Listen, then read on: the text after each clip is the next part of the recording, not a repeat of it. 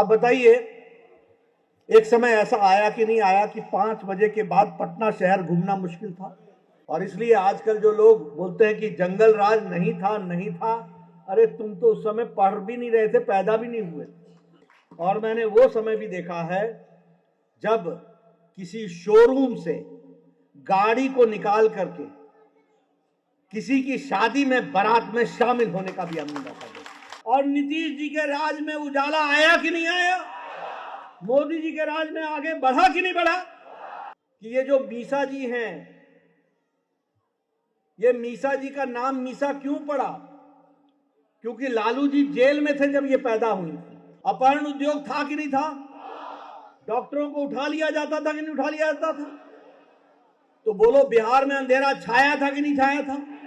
नमस्कार, आप देखना शुरू कर चुके हैं लाइव सिटीज को। मैं नाम है। बीजेपी के राष्ट्रीय अध्यक्ष और केंद्रीय मंत्री जेपी नड्डा ने एक कार्यक्रम के दौरान बिहार को लेकर कई बड़ी बातें कही हैं। वहीं लालू यादव के शासनकाल को याद दिलाया है, किस तरीके से बिहार में अपहरण उद्योग चलता था और डॉक्टरों का अपहरण हो जाता था। इतना ही नहीं, शोरूम से गाड़ियां लूट ली जाती थी। उन्होंने ये भी कह दिया कि बिहार में महाजंगल राज था। और अब क्या स्थिति है? नीतीश कुमार ने अंधेरे को उजाले में तब्दील किया है और काम हो रहा है। बिहार में विकास हुआ है, मरीन ड्राइव हुआ है और कई सारी योजनाओं के बारे में उन्होंने बताया है। और बिहार को लेकर साफ साफ कहा है, दिल्ली को धन्यवाद दिया है। और बिहार को लेकर उन्होंने साफ साफ कहा है कि अब बिहार की बारी है, बिहार कूच करें और बिहार को आवश्यकता है एक बार फिर एनडीए सरकार बनाने की। तो कई सारी बातें कह रहे हैं। दिल्ली में आयोजित कार्यक्रम के दौरान जेपी नड्डा ने क्या कुछ कहा है मंच से, पहले आप वो सुन लीजिए।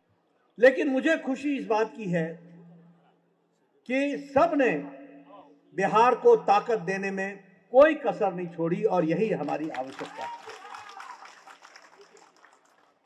लेकिन मैं यहां यह भी कहना चाहता हूं कि बिहार ने एक परिस्थिति पलटती हुई देखी और उसकी भी मैं चर्चा करना चाहता हूं।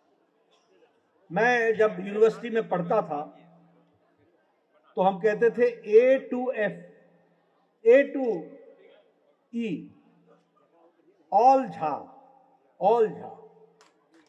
तो लोग हमसे पूछते थे इसका क्या मतलब हुआ।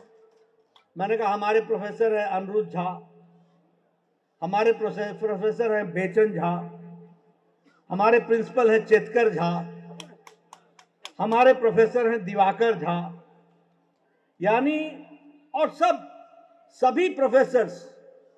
आप 1975-76 की अमेरिका इंडो अमेरिका की किताब उठा के देखिए, हु इज हु, कौन कौन है। ये इंडो अमेरिका का पब्लिकेशन है। तो इसमें आप देखेंगे कि कम से कम 20-25 प्रोफेसरों का नाम आपको पटना विश्वविद्यालय के प्रोफेसरों का नाम मिल जाएगा और कम से कम 70-80 प्रोफेसर पूरे बिहार के आपको मिल जाएंगे। कोई गणेश सिंह मिलेगा, कोई BL वर्मा मिलेंगे, यानी सब लोग एक तरीके से बिहार अग्रसर रूप में आगे बढ़ रहा था। लेकिन एक बात हमको भी ध्यान में रखनी चाहिए और वो मैं उसका चश्मदीद गवाह हूं कि हमने बढ़ते हुए बिहार को लालू राज में डूबता हुआ बिहार भी देखा है। और मैं बड़े स्पष्ट शब्दों में कहना चाहता हूं। आप बताइए, एक समय ऐसा आया कि नहीं आया कि 5 बजे के बाद पटना शहर घूमना मुश्किल था? मैं सच बोल रहा हूं। पत्रकार भाइयों को बता दो, जो मैं बोल रहा हूं वो सच बोल रहा हूं। एग्जीबिशन रोड, हमारा एयरपोर्ट रोड, ये जो कभी चहलकदमी के इलाके हुआ करते थे, मैंने वो दिन भी पटना में देखा है जब जयप्रकाश नारायण के आंदोलन के लिए फणेश्वर नाथ रेणु ने अपना पद्मश्री छोड़ दिया था और उस आंदोलन में जुड़े थे। मैंने वो समय भी देखा है जब कॉफी बोर्ड में ऐसे महारथियों के साथ चाय पीने का अवसर भी मिलता था। और मैंने वो समय भी देखा है जब किसी शोरूम से गाड़ी को निकाल करके किसी की शादी में बारात में शामिल होने का भी हमने मौका दिया। ये बदलता बिहार देखा, ये डूबता बिहार मैंने देखा।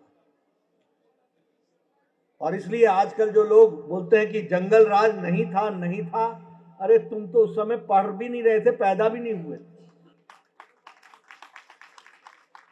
और मैंने तो संसद में कहा कि ये जो मीसा जी हैं, ये मीसा जी का नाम मीसा क्यों पड़ा? क्योंकि लालू जी जेल में थे जब ये पैदा हुई थी। और मीसा का मतलब होता है maintenance of internal security act.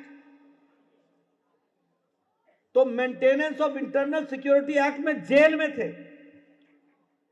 और यही जब बिहार के मुख्यमंत्री बने तो क्या हाल बिहार का बना दिया। बोलो, जंगल राज था कि नहीं था? आप बताइए, डॉक्टर वहां से पलायन हुए थे कि नहीं हुए थे? आप बताइए, ये क्या बोलते हैं उसको, अपहरण उद्योग था कि नहीं था? डॉक्टरों को उठा लिया जाता था कि नहीं उठा लिया जाता था? तो बोलो, बिहार में अंधेरा छाया था कि नहीं छाया था? और नीतीश जी के राज में उजाला आया कि नहीं आया? मोदी जी के राज में आगे बढ़ा कि नहीं बढ़ा? इसलिए मित्रों, याद रखना, लक्ष्मी और दुर्गा वही टिकती है जिसको टिकाने की ताकत होती है। और वो टिकाने का जिम्मा किसी और का नहीं है। दिल्ली आपने संभाल लिया, अब बिहार की जब आवश्यकता है उसको हमको संभालना। दिल्ली के लिए धन्यवाद, और बिहार की ओर कूच करो, ये मैं जरूर कहना चाहता हूं। क्योंकि वहां उसी तरीके के लोग खड़े हैं, उसी तरीके के लोग खड़े हैं। आपके सामने मैं गंगा किनारे रहा करता था। 1971 में मेरी उम्र 11 साल थी, और मैंने अपने सामने गांधी सेतु के एक एक पौवे को निकलते हुए देखा है, गंगा के पौवे को, एक एक पौवे। और 1971 में से पौवा निकलना शुरू हुआ और वो बनना शुरू हुआ। बनने की तैयारी में 85 क्रॉस कर गया, 1985 क्रॉस कर गया, आधा बना। ये स्थिति थी। ठेकेदार एक बार नहीं, कई बार छोड़ के गया। लेकिन आज आप बिहार को देखो तो आपको बिहार बदलता हुआ बिहार दिखेगा। मैरीन ड्राइव दिखता है आपको, मैरीन ड्राइव दिखता है। मैं ठीक बोल रहा हूं कि नहीं बोल रहा हूं? आपको बताने की जरूरत तो नहीं है कि मैरीन ड्राइव कहां है। आपने देखा है ना गंगा किनारे किस तरीके से बन करके तैयार हुआ। आपने देखा है ना जो रेल की लाइन भी और रोड की लाइन भी किस तरीके से गंगा को क्रॉस कर रही है। देखा है ना? देखा है भैया? तो जरा जोर से बोलो ना, देखा है। मैं इसलिए बता रहा हूं कि उत्तर बिहार और दक्षिण बिहार का पार्ट इतना बड़ा था कि पहले महेंद्रू घाट जाना पड़ता था, रेलवे का स्टीमर पकड़ना पड़ता था, और फिर बाढ़ में से गुजरते हुए जाकर के 1.5 घंटा का स्टीमर करने के बाद पहले जा घाट उतरना पड़ता था। याद है? और बच्चा बाबू का जहाज याद है? एलसीटी घाट याद है? तो ये सब बातें इसलिए याद रखना चाहिए कि जाने का मतलब उत्तर भारत जाने के, उत्तर बिहार जाने का मतलब ये होता था आधा दिन तो गंगा मैया को समर्पित, और फिर वहां पहुंच करके आप बालू में अपना सब झाड़ झूड़ करके, ठीक बोल रहा हूं कि नहीं? दियारा पर झाड़ते थे कि नहीं झाड़ते थे? और फिर जाकर के गाड़ी में बैठ करके आगे आप सफर करते थे। और आज आप देखिए, आज आप देखेंगे आपको स्मार्ट सिटी भागलपुर, बिहार शरीफ, मुजफ्फरपुर, पटना, ये सब स्मार्ट सिटी में आपको हजारों करोड़ रुपए मोदी जी ने दिया कि नहीं दिया?